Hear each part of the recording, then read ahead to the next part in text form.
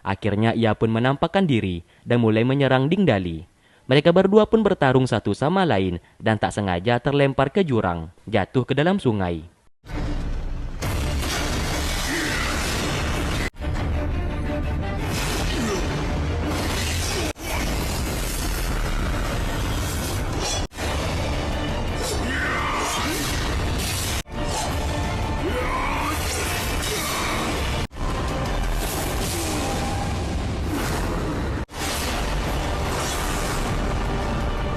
Di dalam pertarungan tersebut, sesaat Ding Dali berhasil menusuk Yuan Long. Lalu, Yuan Long yang sekarat mengatakan, kalau cepat atau lambat, Ding Dali suatu saat nanti akan terpengaruh oleh batu merah padam di tubuhnya dan berubah menjadi iblis. Dan seketika, Ding Dali menjadi pingsan dan ia pun tenggelam ke dasar sungai.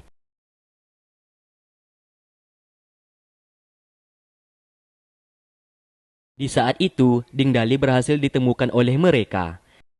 Zeng mencoba merasakan denyut nadinya, namun denyut nadi milik Ding Dali saat ini sudah tidak ada. Yun menangis histeris dan mencoba memberikan nafas buatan.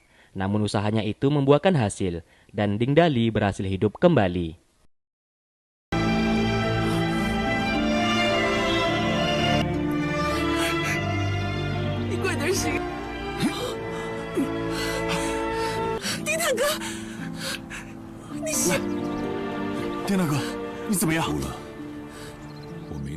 Yun merasa senang melihatnya.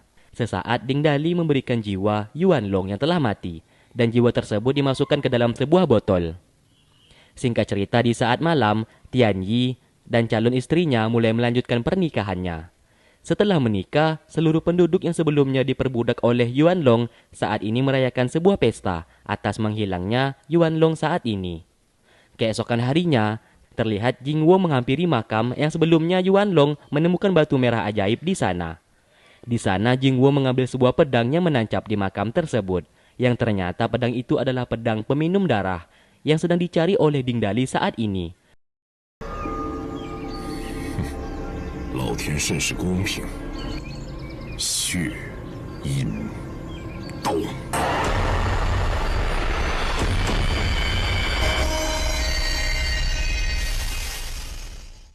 Setelah itu, ia pun pergi ke tepi sungai, tempat Ding Dali dan Yuan Long bertarung kemarin.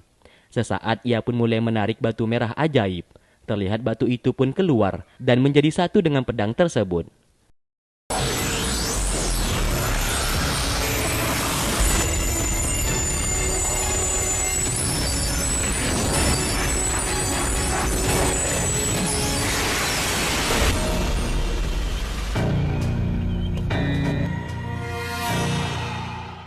Di Gunung Zhu, Guru Bai memberikan informasi kalau Su Yin saat ini telah berada di suatu tempat untuk mengobati warga desa.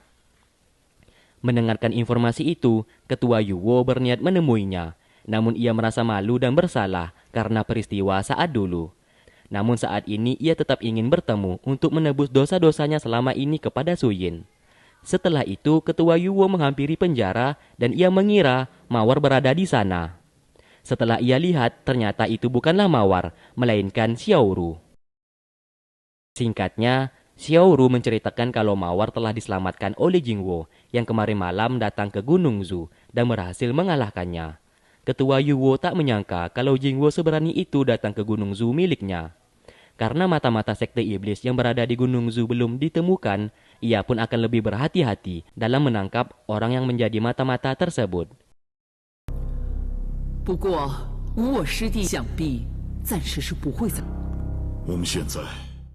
Tak lama kemudian, kelinci milik Zi datang ke sana dan membawa sebuah surat dan mengabari kondisi mereka saat ini kepada sang guru dan ketua.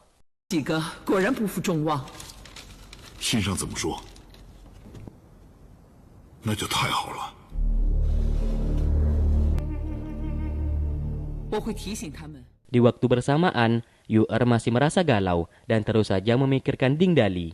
Ia pun teringat kenangan yang telah mereka buat bersama. Dan ia merindukan masa-masa tersebut.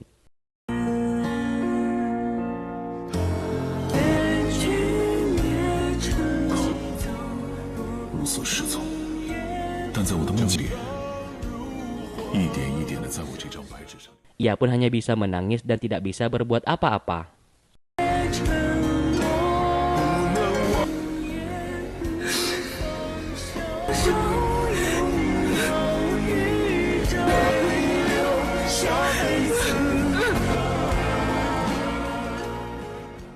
Setelah itu, Yu-er memberanikan diri untuk melawan ayahnya dan ia mengatakan ia tak mau menuruti perintah ayahnya lagi untuk membunuh Ding Dali dan mengambil batu merah padam tersebut. Baginya, ia merasa kasihan dengan Ding Dali karena hidup Ding Dali pasti sangat hancur karena selalu diincar oleh Jingwo dan sekte iblis. Tentu saja pernyataan Yu-er membuat Jingwo merasa marah.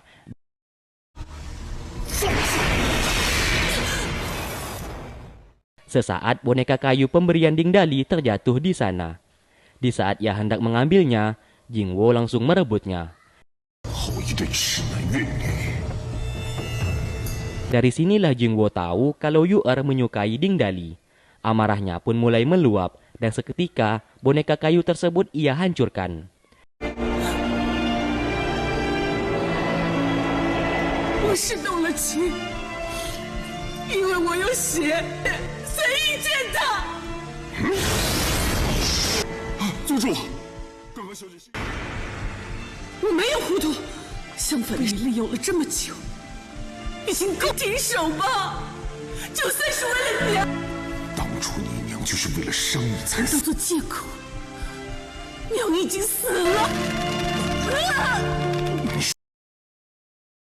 Singkat cerita, Ding Dali dan teman-temannya berhasil sampai di sebuah tempat yang bernama Pavilion Kitab.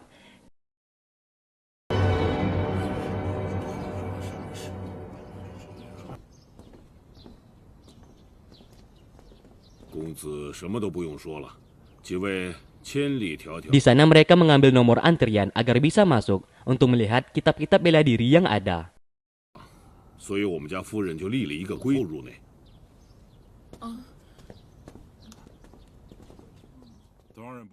Salah satu pengunjung di sana mengatakan kalau mereka mau masuk ke dalam harus melewati sebuah ujian dan melewati mekanisme yang telah dipasang oleh pavilion tersebut.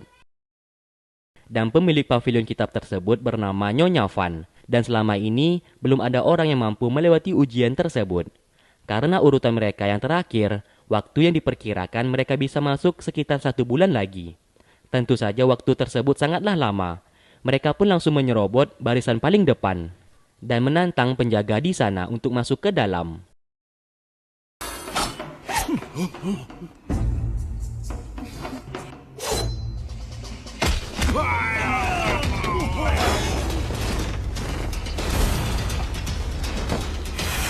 Dan kedua penjaga di sana digelar sebagai Fan bersaudara. Dan Fan bersaudara mempersilakan di antara mereka berdua untuk masuk ke dalam.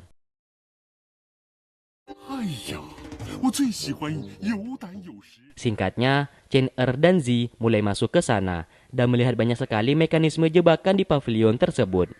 Fan bersaudara mulai mengaktifkan jebakan di sana.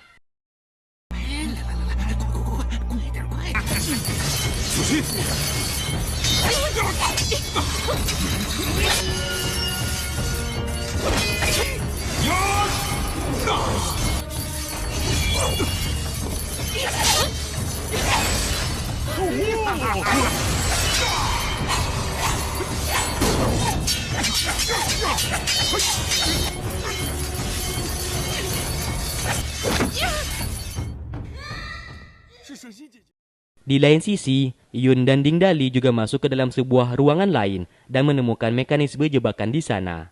Terlihat Fan bersaudara berlaku curang dan mengurung Ding Dali beserta Yun di sana. Tidak hanya itu, mereka juga memberikan serbuk yang membuat mereka berdua menjadi pingsan.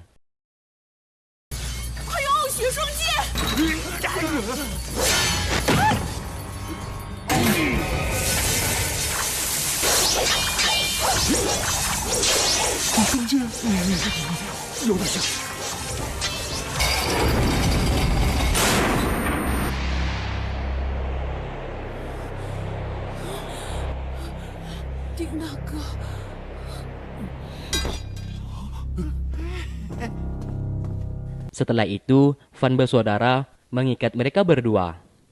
Tak lama kemudian, mereka memberikan asap yang membuat Zi dan Ding Dali menjadi sange. 们小妹的脾气那是如出一辙呀。那你说，嘿嘿，所以说嘛，只有我们两个决定出。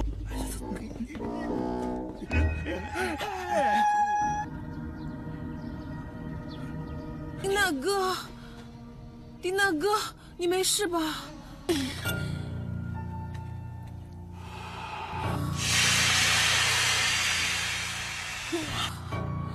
我们应该是中了迷烟。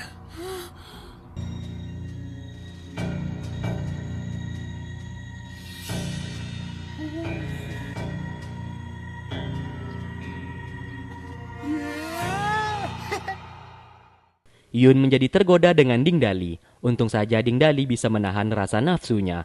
Dengan kekuatan batu merah padam, Ding Dali berhasil mengembalikan keadaan. Terlihat Fan bersaudara yang justru terkena asap jebakannya mereka buat sendiri. Alhasil mereka berdua pun menjadi sepasang insan homo yang menyukai satu sama lain.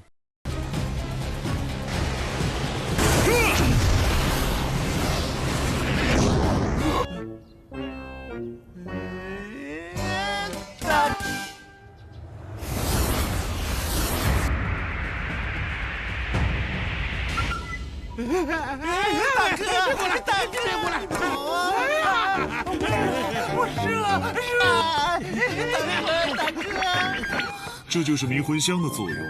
他们大哥，下来，下。 Di saat Ding Dali dan Yun hendak pergi, mereka pun bertemu dengan Nyonya Fan. Seketika Nyonya Fan membuat Ding Dali dan Yun menjadi pingsan.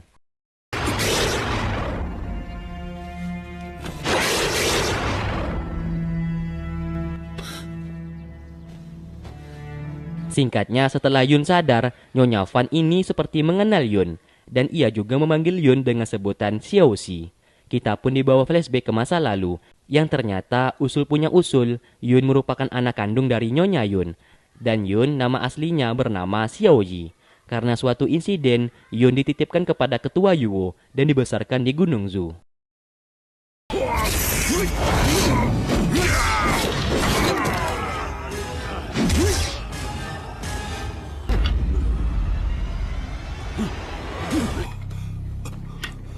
救救我孩子！兄弟，放心吧。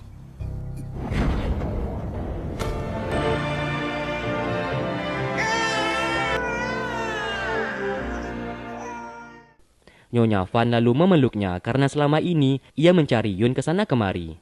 Namun Yun masih belum bisa menerima kalau Nyonya Fan adalah ibunya. Nyonya Fan lalu meminta maaf kepadanya karena sudah menelantarkannya sejak kecil. Ia pun siap menerima hukuman yang akan diberikan oleh Yun sebagai penebus dosa yang telah Nyonya Fan perbuat. Sesaat, Yun mengatakan ia akan memaafkan ibunya tersebut dengan satu syarat, yaitu Yun harus melepaskan keempat temannya dan tidak menceritakan kejadian ini kepada orang-orang luar. Tentu saja Nyonya Fan setuju akan hal tersebut.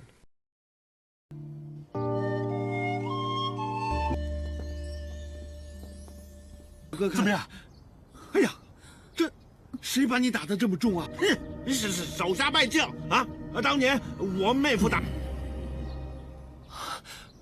可是，只要咱们齐心协力，不管他七魔八魔，小希好像还不能完全接受我。 Singkatnya, di penjara, Zheng berhasil merusak tembok di sana dan berusaha menyelamatkan mereka. Di saat mereka hendak kabur, tiba-tiba Nyonya Fan datang ke sana dan meminta maaf sambil mengatakan kalau semuanya ini merupakan kesalahpahaman.